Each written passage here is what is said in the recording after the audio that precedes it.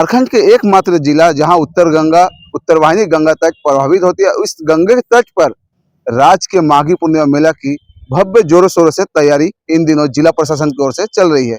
बताया जाता है कि ये मेला आदिवासियों का महाकुंभ कहा जाता है और इस महाकुंभ में सिर्फ झारखंड नहीं, बंगाल, बिहार, उड़ीसा से कई राज्यों के अलावे कई देशों से भी यहाँ श्रद्धालु पहुंचते हैं और आस्था की डुबकी लगाकर अपने धर्म गुरुओं के साथ जट्टा लगाकर पूजा अर्चना करते हैं।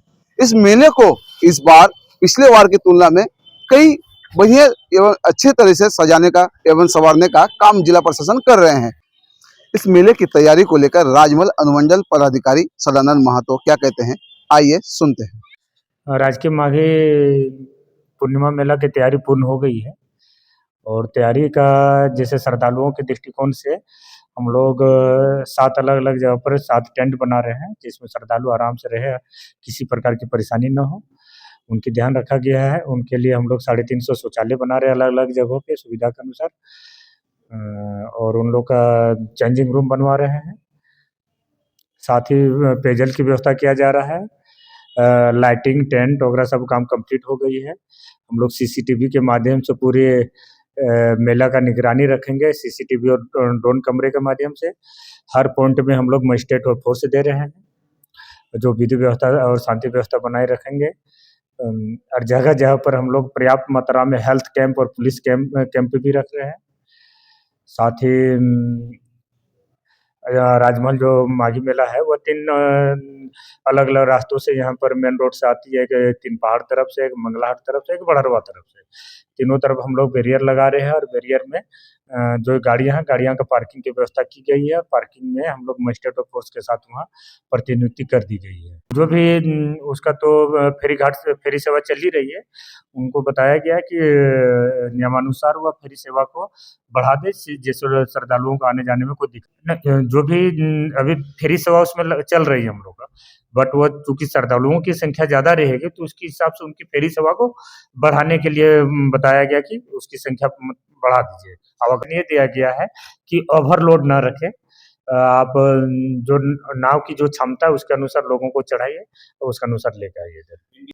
पूरा जहाँ श्रद्धालु नहाएँगे उसके किनारे-किनारे हम लोग पूरी बैरिकेडिंग किया गया है और उसमें साइनेज भी लगा दिया गया है, कृपया उससे आगे ना जाएँ। और जहाँ गहरा है वहाँ पर हम लोग उसको बैरिकेडिंग करके घेर दिया गया है कि वहाँ कोई ना जाए। वहाँ पर भी हम लोग मजिस्ट्रेट दिए हैं कि उस जगह पर कोई स्नान ना करे। अभी इसमें डिसाइड नहीं हुआ, समय आने पर डिसाइड करके इनको इन्फॉर्म कर दिया जाएगा। अभी अग्निशमन सुरक्षा के लिए हम लोग ने 2-3 दिन से जितने भी दुकानदार भाई हैं या जो भी हमारे बाहर से आए हुए हैं टेंट वाले, उनको हमने दिया है कि आप फायर एक्सटिंग्विशर रखिए। अगर कहीं भी शॉर्ट सर्किट होती है तो फर्स्ट एड के लिए काम करेगा। और जितने भी दुकानदार बाहर से आए हैं उनको भी बोले हैं कि फायर एक्सटिंग्विशर हर दुकान में एक पीस रखिए। और जितने भी ये पूजा वाले बाबा लोग आए हैं, ये कुछ बिचाली से बनाते हैं अपना पूजा के लिए स्थल, तो उनके पास इर्द गिर्द में कुछ बिचाली है रखा हुआ, तो उनको सजेशन दिया जा रहा है कि आप बिचाली को दूर रखें। बिचाली मीन्स पेट्रोल। ये अगर कोई अगरबत्ती जला दिया और कहीं भी आग लग गई तो फिर थोड़ा सा दिक्कत हो जाएगा। इसलिए सारे लोग को 2-3 दिन के अंदर हम लोग किए हैं कि आप हर दुकानदार फायर एक्सटिंग्विशर रखें और सेफ्टी बहुत जरूरी है। ऐसे फायर के तरफ से 2 गाड़ी लगी हुई है।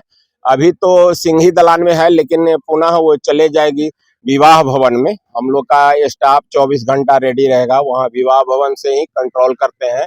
काहे कि इधर काफी मात्रा में भीड़ हो जाने के कारण यहाँ पर सिंही दलान में गाड़ी रखना अवेलेबल नहीं है, निकल भी नहीं सकता है हम लोग का गाड़ी, तो हम लोग वहाँ विवाह भवन से ही कंट्रोल करते हैं।